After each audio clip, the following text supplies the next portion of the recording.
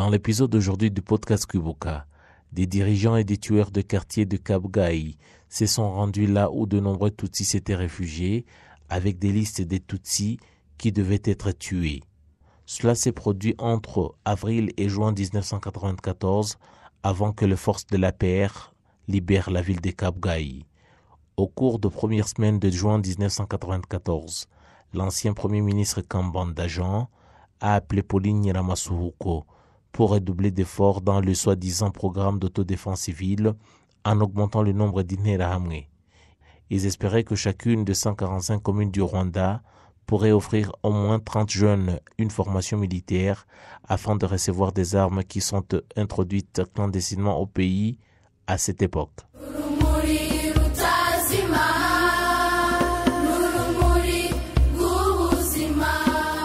Les faits marquant l'exécution du génocide le 2 juin 1994.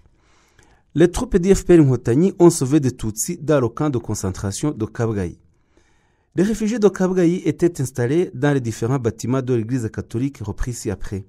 Ceux de l'école primaire de Kabgayi A, ceux de l'école primaire de Kabgayi B, ceux de l'école secondaire Saint-Joseph, ceux du petit séminaire Saint-Léon, ceux du grand séminaire de Kabgayi Philosophicum, les bâtiments Saint-Kagwa où était situé la Trafipro, bâtiment connu sous l'appellation de CND, les salles où étaient dispensés des cours de catéchisme, l'endroit appelé Gishumba et les bâtiments de l'hôpital de Kabgayi. Dans ces bâtiments, à l'exception de ceux de Kagwa, CND, les réfugiés Tutsis cohabitaient avec des réfugiés Hutus qui avaient fui la guerre, dont la plupart étaient venus de Nyakyonga. À l'évêché de Kabgayi, y habitaient également des militaires et les Tutsis qui s'étaient réfugiés dans la cathédrale de Kabgayi en ont été chassés sur l'ordre de Monseigneur Tadin Nsengiyumva qui dirigeait le diocèse de Kabgayi sous prétexte d'éviter à la cathédrale d'être détruite. Monseigneur Tadin Nsengiyumva a demandé à ce que les Tutsis quittent la cathédrale pour ne pas y être tués pour éviter la saleté que cela amènerait dans la cathédrale, raison pour laquelle ceux qui étaient tués l'étaient pour la plupart à l'extérieur de la cathédrale. Et pourtant, une messe était célébrée chaque jour dans cette cathédrale et même des tueurs y assistaient avant d'aller chercher des Tutsis à tuer. Sur la route qui reliait Gitarama à Kabgayi étaient installées de nombreuses barrières, raison pour laquelle un grand nombre de Tutsis qui venaient se réfugier n'ont jamais pu arriver dans le camp de Kabgayi. Les barrières étaient installées aux endroits suivants. À Rugeramigozi, sur la route qui mène à Mbare, en dessous du cimetière des prêtres de Kabgayi, devant l'école des sciences infirmières, devant l'imprimerie de Kabgayi, à l'entrée de l'hôpital de Kabgayi et sur la route qui menait au grand séminaire de Kabgayi. Certaines dates sont connues pour avoir été marquées par les massacres d'ampleur à Kabgayi. Au début du mois d'avril 1994, à l'école des sciences infirmières, un groupe de tueurs composé de militaires a attaqué l'école pour traquer l'animatrice d'Inodo Umurungi Chantal, qui était une Tutsi. La directrice de l'école, Inihutu d'Inodo Mukandanga Dorothée, s'est interposée pour protéger l'animatrice et a refusé qu'ils amènent l'animatrice avec eux. Et elle s'est opposée à ce qu'ils violent d'autres filles qui s'y trouvaient. Les tueurs ont immédiatement fusillé la directrice Mukandanga, Umurungi Chantal et son frère Mugunga Narcisse qui étaient venus la visiter. Ces deux derniers étaient les enfants de Mobiruka Jean-Baptiste, originaire de Nyanza. Le 15 avril 1994, un groupe de tueurs a attaqué l'école Saint-Joseph et, pendant 5 heures, se sont mis à sélectionner leurs victimes. Ils ont amené avec eux de nombreux Tutsis, dont l'épouse de Rudahunga Louis, Justin, qui enseignait à l'ETK et d'autres. Le 8 mai 1994, un groupe de militaires est retourné dans cette école en possession de la liste des Tutsis qu'ils voulaient amener avec eux. Ce jour au matin, ils ont amené 27 Tutsis au camp militaire de Gitarama et les ont battus toute la journée jusqu'à les tuer. Le soir, les tueurs ont divisé les victimes en 3 groupes et sont allés les tuer, les uns à Murambi, Gitarama, d'autres à Byimana et le reste à la rivière Nyabarongo. Parmi les 27 Tutsis, un seul a pu survivre. Parmi ces victimes, il y avait notamment Guichane Emmanuel qui travaillait au ministère de l'Éducation, au bureau pédagogique, section Histoire, Gatsinzi Gervais, enseignant à la CEJ Karama, Niyoyitandre, Ntibyiragwa Jean-Marie Vianney alias Maso, Hodari, Nyakarashinyas, qui enseignaient tous au collège Saint-Joseph de Kabgayi, et d'autres qui n'ont pas été identifiés. Le 24 mai 1994, des Tutsis qui étaient au grand séminaire de Kabgayi ont été amenés pour aller être tués à Byimana. Les dirigeants de l'église catholique à Kabgayi avaient donné comme instruction que les religieux devaient aller se réfugier au grand séminaire de Kabgayi, où des réfugiés Tutsis se trouvaient déjà.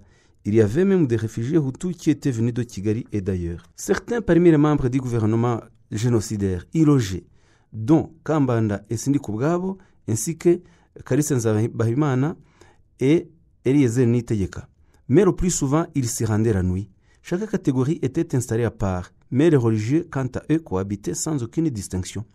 À cette date, le grand séminaire a été encerclé vers 10 h du matin par des tueurs, aussi bien des civils que des militaires, lesquels ont sorti tous les réfugiés et les ont regroupés ensemble. Il y avait un grand séminariste Hutu, Dinodo Adalbert Nemeabahizi, qui a amené une liste de Tutsis qui ont été appelés et amenés pour être tués. Adalbert Nemeabahizi a été ordonné prêtre après le génocide et s'est exilé en Belgique où il vit actuellement. Il a été condamné in absentia à 19 ans de prison par un tribunal Gacaca. Parmi les religieux qui ont été amenés pour être tués, il y avait les frères Joséphite, Murekezi Fidèle, Mugabe Emmanuel, Munyanshongore Martin et Rusezerangabo Théophile.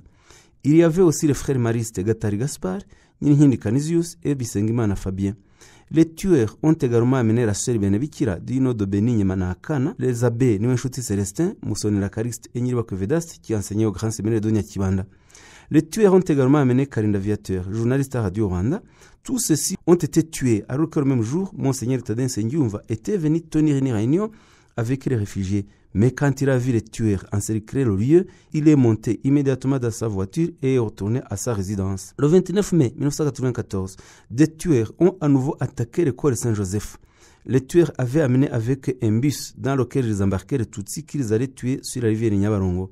Parmi les Tutsis qui ont été amenés, il y avait notamment Rurango Alexis, qui était juge, Rwagakiga Prudence, commerçant Ngororero, Mukobwa Jeanne Eugénie, Gasasira Vital, Mukangamije Beline, qui travaillait à l'école Saint-Joseph, Utazi Rwanda Léonard, Mucyura Buhoro, fils de Gatabazi, Munyeshuri Jean-Marie Vianney, qui était agronome, Habimana Deo Gratias, qui était enseignant, et bien d'autres.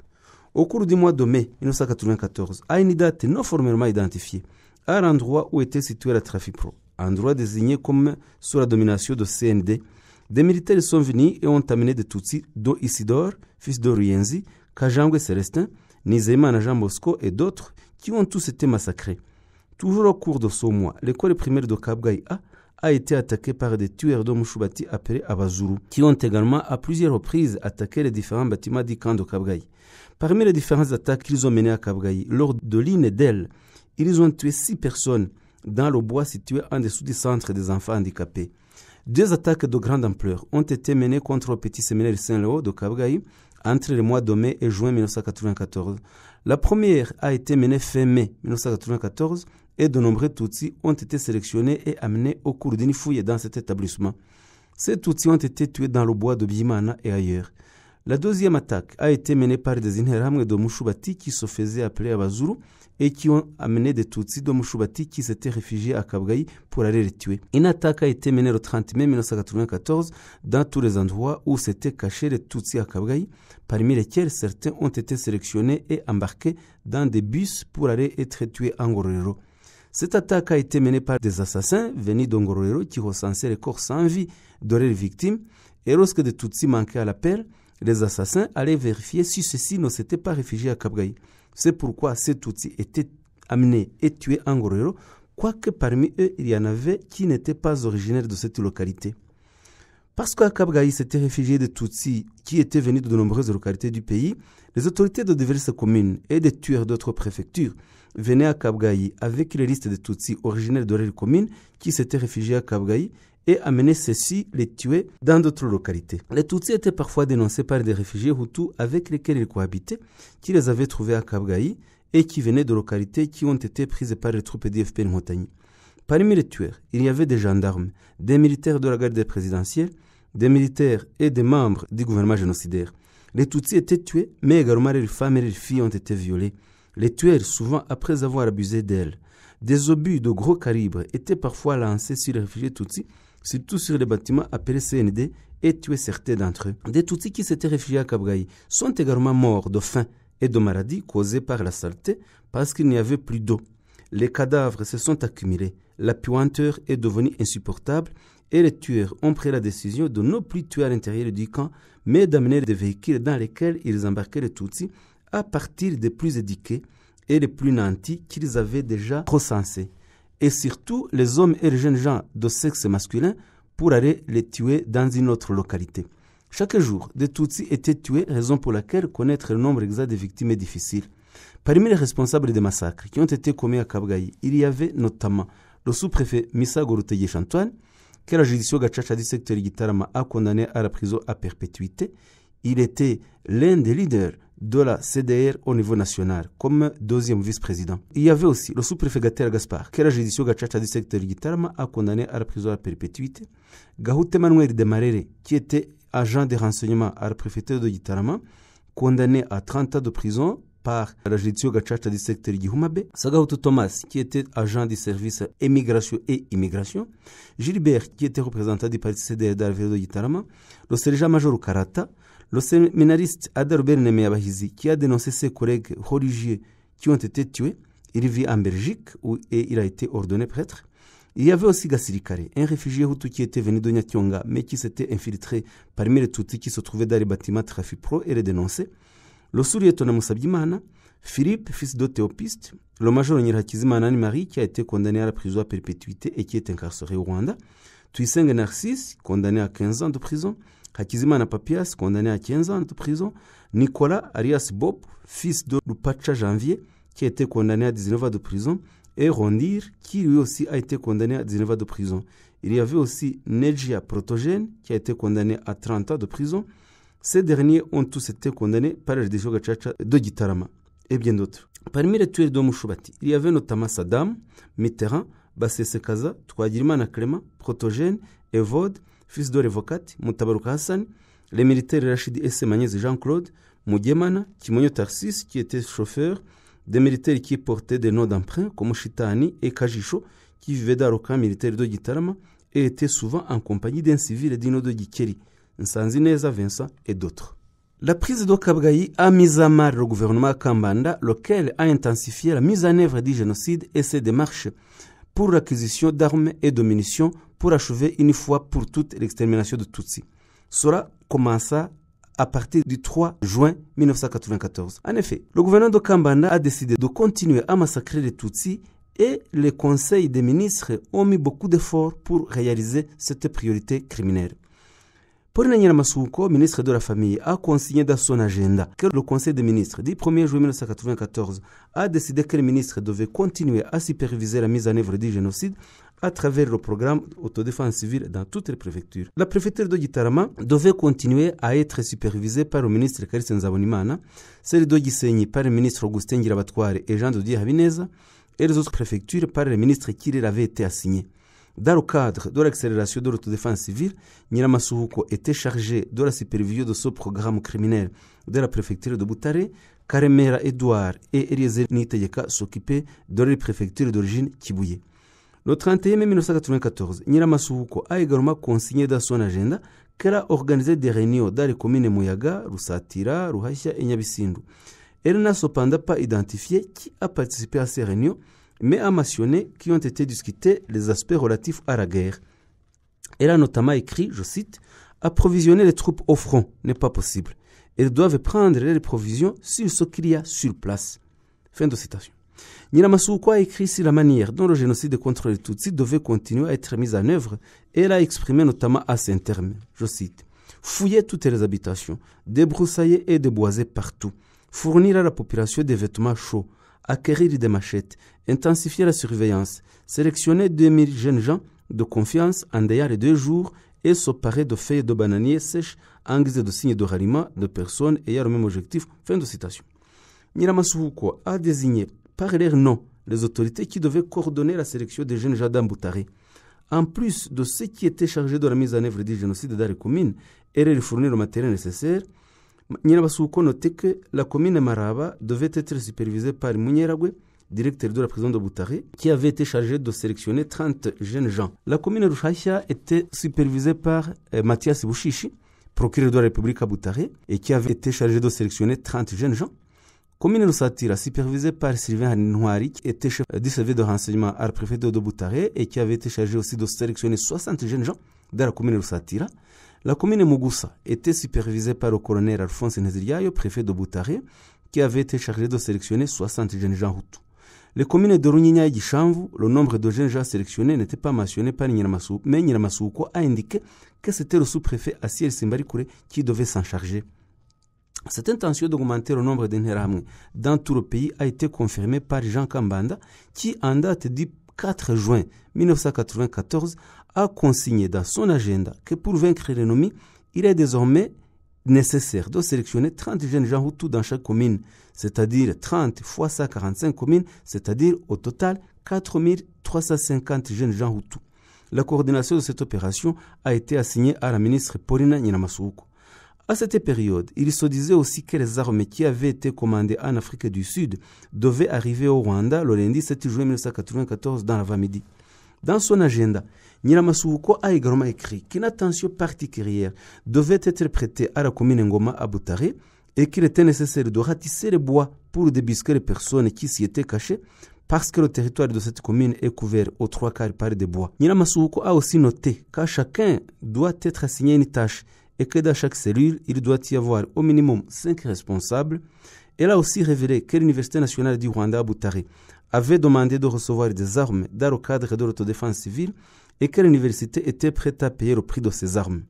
Cette intention d'accélérer le génocide par l'extermination de Tutsis qui avait jusqu'à cette période survécu transparaît également dans les agendas de Jean Kambanda, qui était Premier ministre, Augustin Ngirabatware, ministre du Plan, Edouard Karemera, ministre de l'Intérieur. Kambanda et Karemera, rappelons-le, ont été condamnés à la prison à perpétuité, tandis que Ngirabatware l'a été à 35 ans de prison par le tribunal pénal international pour le Rwanda. Le 1er juin 1994, Nyiramasouko a écrit dans son agenda qu'un conseil des ministres s'est tenu à cette date et a discuté de la situation de la guerre et qu'il a été informé que les militaires du gouvernement qui faisaient partie du 96e bataillon qui étaient positionnés à Muvumba ont été vaincus et qu'ils ont abandonné les positions et ont fui vers Byumba pour continuer après à Rwamagana, Kibungo, Bugesera, Nyanza et Rukondo.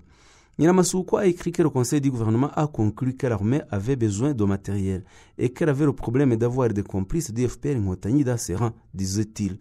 Et il y avait aussi un manque d'unité entre ses membres, dont certains souhaiteraient avoir des négociations avec l'ennemi.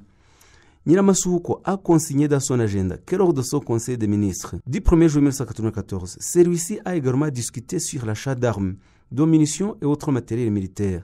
Selon Nyiramasouko, le gouvernement a libéré un montant de 9 millions de dollars américains pour acheter des armes à l'Égypte. Une autre somme de 4 200 000 dollars américains destinée à l'achat d'armes a été transférée par le biais d'un Français du nom de Dominique Yves Romonier et sous la supervision du colonel Bagosora et du lieutenant-colonel ingénieur Jean Bosco Ruhorahoza.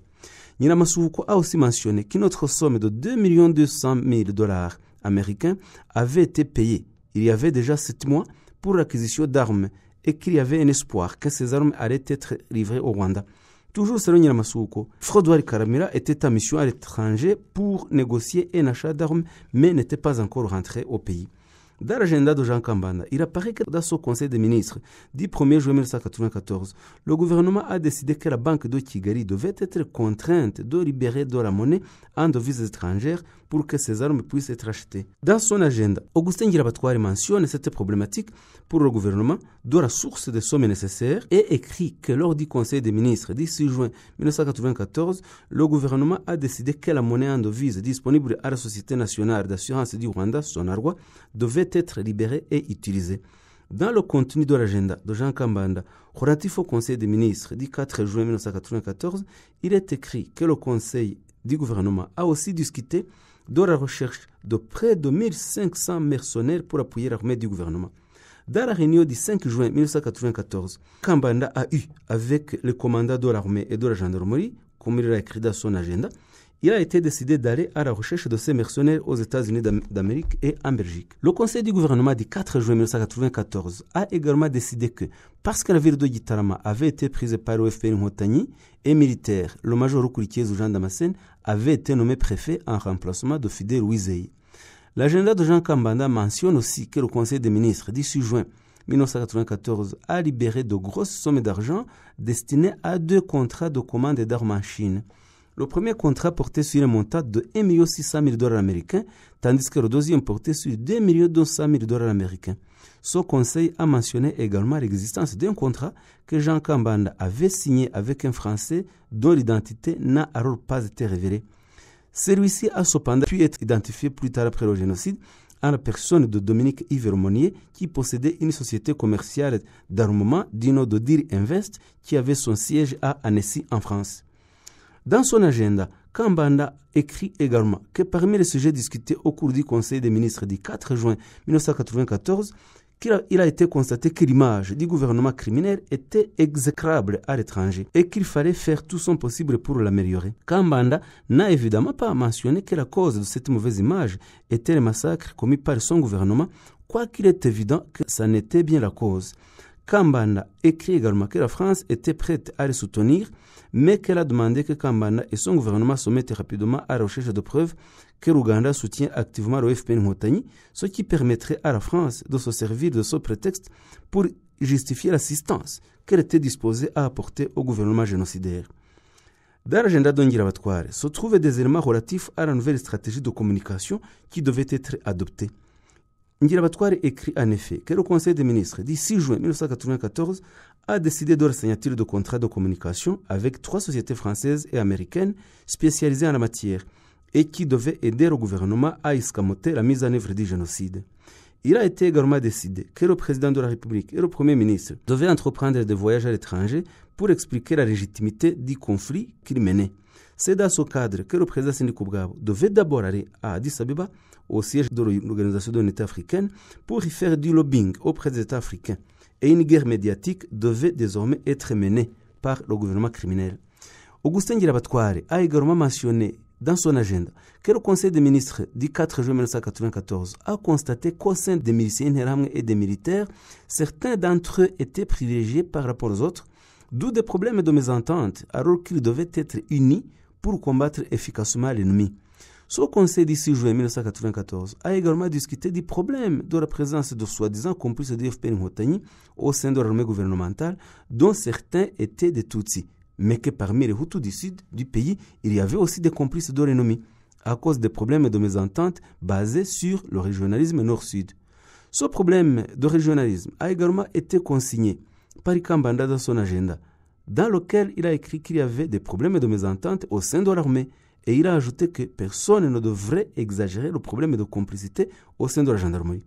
Mais, même si Kambanda semblait ne donner aucune valeur à ce problème de mésentente, de division au sein de la gendarmerie rwandaise, c'était un mensonge de sa part, puisque lors de précédents conseils des ministres, comme celui du 4 juin 1994, ce problème au sein de la gendarmerie avait été largement discuté. Dans son agenda, Jean Kambanda mentionne que le conseil du gouvernement du 4 juin 1994 a discuté du remplacement du général Ndindirima Augustin à la tête de la gendarmerie et qu'il a examiné une liste de candidats potentiels pour le remplacer, mais qu'il n'y a pas eu de consensus sur chacun d'eux. Parmi ces candidats, il y avait le colonel Nyirimanzi, le colonel Rutayisire, le colonel Ntihiragabo et le colonel Paul Rwarakabije. Augustin Ngirabatware a quant à lui écrit que le Conseil du 6 juin 1994 a décidé de mettre plus de rigueur dans les modalités de fonctionnement de l'autodéfense civile, que le gouvernement devait donner à la population les moyens de s'en occuper et que les déplacés de guerre devaient être exhortés à réintégrer leurs biens. Pour que cela soit possible, Augustin Ngirabatware a écrit que le gouvernement avait décidé de fixer les modalités de fonctionnement de l'autodéfense civile au niveau de chaque commune et de chaque secteur, et a demandé que les ministres aillent au contact de la population Hutu pour superviser au jour le jour ce programme criminel d'autodéfense civile au lieu d'organiser chaque jour des réunions dans leurs bureaux.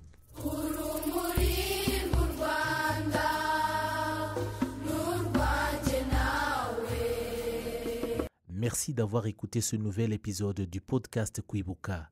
Comme toujours, assurez-vous de nous laisser un commentaire sur ce que vous avez aimé sur le podcast et partagez-le avec d'autres personnes qui seraient bien intéressées à l'écouter.